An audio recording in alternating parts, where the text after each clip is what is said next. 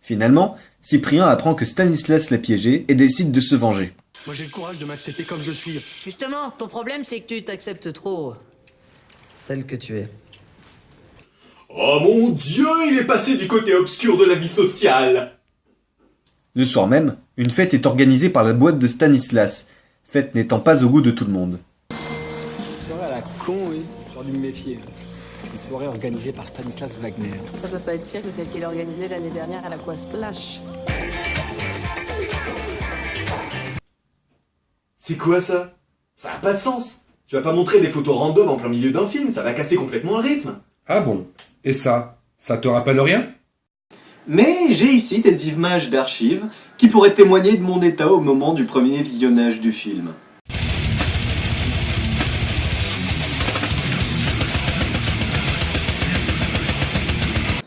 Les voisins ont déménagé. Oui, mais là c'est pas pareil. Pourquoi pas? Parce que moi, j'essayais pas d'installer une ambiance.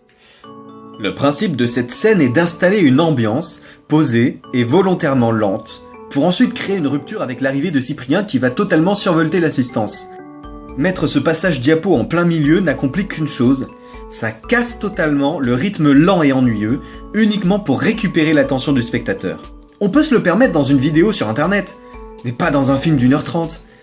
Bref, Cyprien arrive, chauffe la salle et humilie Stanislas qui du coup est viré par sa propre mère.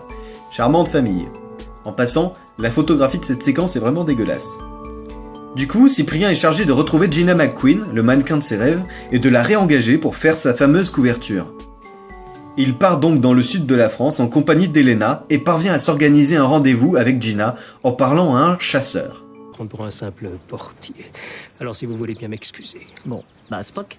Vous? Spock. Ouais, alors si tu veux faire référence à Star Trek, fais-le bien. Le salut c'est longue vie et prospérité. Et pas Spock.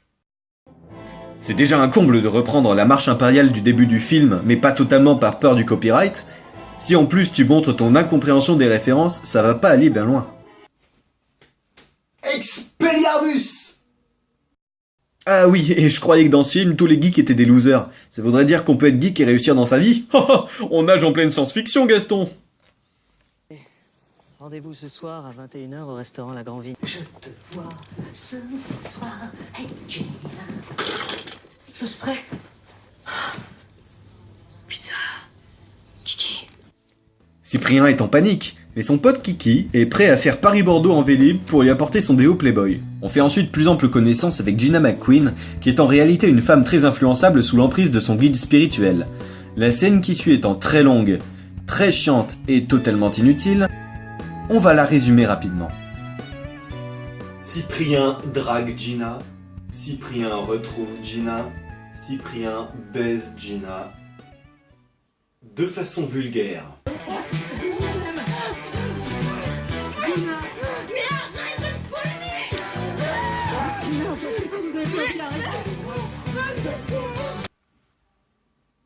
Finesse et chocolat. Je vous aime, putain. Oh, j'ai fait un rêve horrible. Tu l'as fait.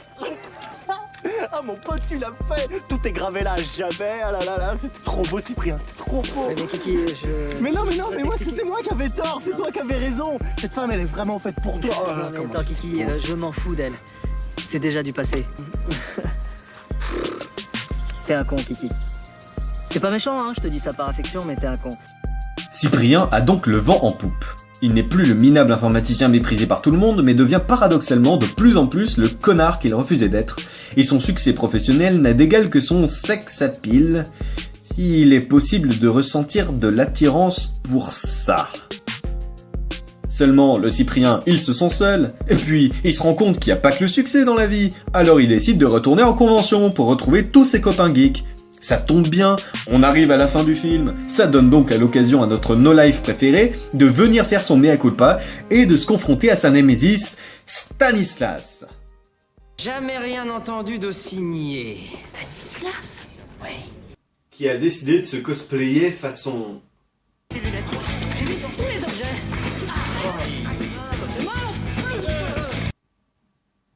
Façon... Baisse pas bouffer. Mais vas-y, mais tu peux sortir. Bon, Stanislas révèle à tout le monde le vrai visage de Jack Price dans un grand moment de débilité débilitante, et notre héros parvient à se libérer grâce au pouvoir de... La joie de l'amitié, enfin je... Toi ta gueule. Peut-être qu'on est des attardés mentaux. Et peut-être que certains d'entre nous passeront leur vie chez leurs parents, en slip, à manger des pizzas surgelées jusqu'à leur retraite. Et certains d'entre nous ne feront jamais partie des forces vives de ce pays. Et sûrement que certains d'entre nous passeront leur vie à ne jamais trouver du travail et à penser que Matrix, c'est pour de vrai. Et à regarder des pornos sur Canal sans décodeur. Mais ça n'a pas d'importance, parce que c'est la vie qu'on a choisie. On ne laissera jamais personne décider de comment rater notre vie. Parce que on est peut-être des losers, mais on est des losers libres. Non. Non. Non. Non, putain, Charon, tu fais un film sur les geeks. Tu utilises plein de références geeks. Tu sais que ton public sera en partie composé de geeks. Alors la moindre des choses à faire, ce serait de pas cracher sur les geeks, merde. D'accord, tu martyrises les centaines de références pop que tu nous craches à la gueule pendant 1h30 parce que tu bites rien à cette soi-disant sous-culture. D'accord, tu réalises un film soi-disant sur l'acceptation des différences bien qu'à aucun moment tes personnages ne donnent envie de s'intéresser à leur petit univers. Mais putain, la moindre des choses, ce serait de respecter un minimum la communauté que tu présentes si bien comprendre, quoi. C'est dégueulasse, c'est juste dégueulasse. Comment tu peux passer tout ton film à montrer à quel point Cyprien est le seul employé compétent de sa boîte? Comment tu peux passer tout ton film à montrer qu'il est beaucoup plus cultivé que n'importe lequel de ces trous du cul, du petit blond à sa connasse de mère irresponsable? Comment tu peux passer tout ton film à construire une morale du type « on a tous quelque chose à apporter au monde » pour finir par... Mais on est des losers libres. C'est n'importe quoi! Ce discours de merde est complaisant et réducteur. C'est un discours qui a 20 putains d'années de retard. Les geeks boutonneux et poilus, c'était un cliché des années 80. Ce film est sorti en 2008, putain, 2008! À l'époque où tous ceux que l'on qualifiait auparavant de geeks, s'étaient déjà bien confortablement installés dans la culture mondiale.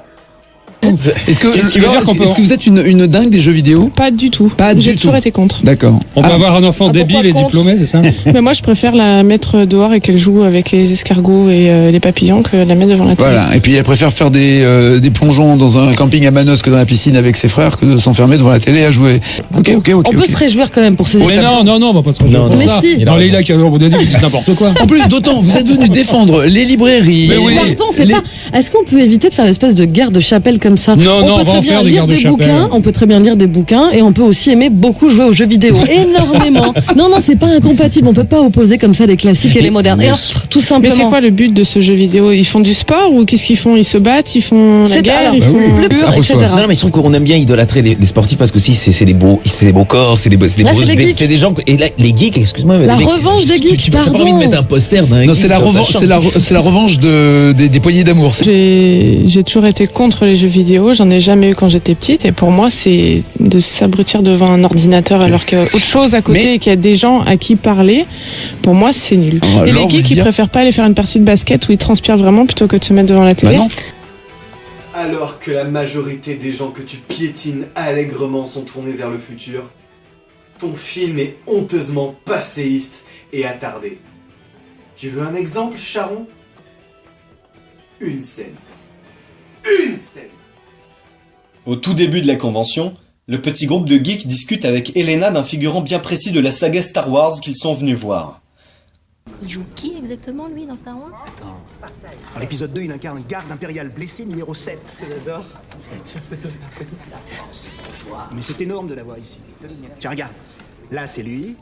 Cascade, forcément. Là, c'est lui. Là, ici, c'est lui. Ouais, c'est lui, Kiki, t'as raison.